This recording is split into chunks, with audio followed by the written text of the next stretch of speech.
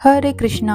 तो जैसा कि हम सभी जानते हैं कि बहुत जल्दी अब भगवान जगन्नाथ जी की रथ यात्रा प्रारंभ होने वाली है। इस साल रथ यात्रा 7 जुलाई से प्रारंभ हो जाएगी और 19 जुलाई को उसका समापन होगा। तो चलिए इस शुभ अवसर का लाभ उठाते हुए हम भी जगन्नाथ जी की कथाओं की चर्चा करते हैं। वाल्मीकि रामायण के अनुसार त्रेता युग में श्री राम ने ताड़ वृक्ष के पीछे छिपकर बाली का वध किया था। जब बाली ने भगवान श्री राम से बिना कारण ही अपने अंत के विषय में पूछा तो भगवान श्री राम ने बाली को यह आश्वासन दिया था कि जब द्वापर युग में वो मानव रूप में आएंगे तब तुम यानी बाली एक बहेलिये के रूप में जन्म लेकर उनकी मृत्यु का कारण बनेगा। श्रीमद् भगवत गीता के अनुसार जब गांधारी के श्राप से यदुवंशी आपस में ही लड़कर खत्म होने लगे तब भगवान श्री कृष्ण एक पीपल के पेड़ के नीचे योग निद्रा में बैठ जाते हैं। तभी जरा नाम का एक बहेलिया वहां से गुजरता है जो भगवान के लाल चमकते हुए तलवों को हिरण का मुख समझकर बाण चलाता है। जब जरा को ये बात पता चलती है कि वो हिरण नहीं स्वयं भगवान श्री कृष्ण है तो उसे पश्चाताप होता है, परंतु भगवान श्री कृष्ण उसे समझाते हैं कि तुमने कोई अपराध नहीं किया है। यद्यपि ये नियति की पटकथा तो त्रेता युग में पहले ही लिखी जा चुकी है जो आज पूर्ण हुई है, और जरा को पूर्व जन्म का रहस्य बताते हैं। जरा दुखी मन से वहां से चला जाता है और कुछ समय बाद भगवान श्री कृष्ण मानव रूपी नश्वर देह का त्याग कर अपने धाम के लिए प्रस्थान करते हैं। जब पांडवों को यह ज्ञात हुआ तो उन्होंने द्वारका आकर भगवान श्री कृष्ण का अंतिम संस्कार किया। उस अग्नि में शरीर तो जल गया परंतु भगवान श्री कृष्ण का हृदय नहीं जल पाया।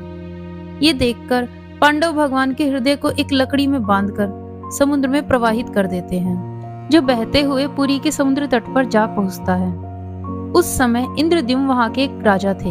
वो भगवान विष्णु के परम भक्त थे और सदैव ही भगवान विष्णु के दर्शनों की इच्छा रखते थे। एक रात श्री हरि विष्णु इंद्रद्युम्न के सपने में आकर उन्हें दर्शन देते हैं और साथ ही उन्हें आदेश देते हैं कि तुम पुरी के समुद्र तट पर जाओ, वहां एक लकड़ी का तैरता हुआ लट्ठा मिलेगा, उसे लाकर तुम भव्य मूर्ति का निर्माण कराओ। राजा भगवान के आदेश को मानकर पुरी के समुद्र तट पर जाते हैं जहां पर उन्हें लकड़ी का भारी लट्ठा तैरता हुआ दिखाई देता है जिसमें उन्हें एक कपड़े में बंधा हुआ हृदय मिलता है। वो उस लट्ठे को उठाकर राजधानी ले आते हैं, जिसके बाद राजा अपने राज्य के सभी कुशल कारीगरों को बुलाकर भगवान विष्णु यानी नील माधव की मूर्ति बनाने का आदेश देते हैं, परंतु कोई भी कारीगर उस लकड़ी से मूर्ति नहीं बना पाता। जब राज्य का कोई भी कारीगर मूर्ति नहीं बना पाया तब भगवान विष्णु ने पुनः राजा के स्वप्न में आकर उनसे कहा कि हे राजन, तुम देवताओं के शिल्पकार भगवान विश्वकर्मा की आराधना करो, वही तुम्हारी सहायता करेंगे। राजा ने भगवान विष्णु के आदेश का पालन करते हुए विश्वकर्मा जी की आराधना की। तब विश्वकर्मा जी एक वृद्ध शिल्पकार के रूप में राजमहल में आते हैं। तब विश्वकर्मा जी राजा को बताते हैं कि मैं लट्ठे से मूर्ति तैयार कर दूंगा, परंतु मेरी कुछ शर्तें हैं। वृद्ध शिल्पकार अपनी शर्तें बताते हुए कहते हैं कि मैं भगवान नील माधव की मूर्तियां 21 दिन में एक कमरे में बंद रहकर तैयार करूंगा, परंतु उन 21 दिनों में यदि किसी ने मेरे कार्य में किसी प्रकार का कोई विघ्न उत्पन्न किया तो मैं मूर्तियां उसी अवस्था में छोड़कर चला जाऊंगा। राजा शर्त स्वीकार करते हैं। तब विश्वकर्मा राजा से आज्ञा लेकर कक्ष का द्वार बंद करके मूर्तियों के निर्माण कार्य में लग जाते हैं और उस कक्ष से हथौड़े आरी की आवाजें आनी शुरू हो जाती हैं। इसी तरह मूर्ति निर्माण में 14 दिन बीत जाते हैं। 15वें दिन रानी गुंडीचा उस कक्ष के पास से गुजरती हैं, तो उन्हें कोई आवाज नहीं सुनाई देती, जिससे परेशान होकर वो राजा के पास जाती हैं और उन्हें सब कुछ बताती हैं। रानी कहती हैं कि मूर्ति निर्माण के कक्ष से कोई आवाज नहीं आ रही है, कहीं वो शिल्पकार भूख प्यास से मर तो नहीं गया।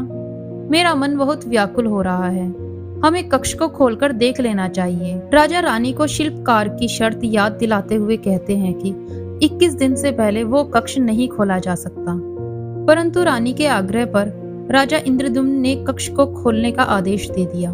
द्वार खोलते ही विश्वकर्मा जी लट्ठे से बंधे हृदय को मूर्ति के भीतर स्थापित करके अंतर्ध्यान हो जाते हैं और वहां 3 अर्धनिर्मित मूर्तियां अपने पीछे छोड़ जाते हैं। राजा को बहुत दुख होता है कि उन्होंने भगवान विश्वकर्मा की आज्ञा की अवहेलना की। इसी कारण भगवान के आधे हाथ और आधे पैर बने हुए हैं। जब राजा उन मूर्तियों के समीप जाते हैं तो उन्हें मूर्ति में से कुछ आवाज सुनाई देती है। जिससे उन्हें ज्ञात हो जाता है कि भगवान की इस मूर्ति में श्री कृष्ण का हृदय विराजमान है। राजा ने भगवान विष्णु की इच्छा मानकर उन मूर्तियों को स्थापित किया, जो आज भगवान जगन्नाथ धाम के नाम से विख्यात है।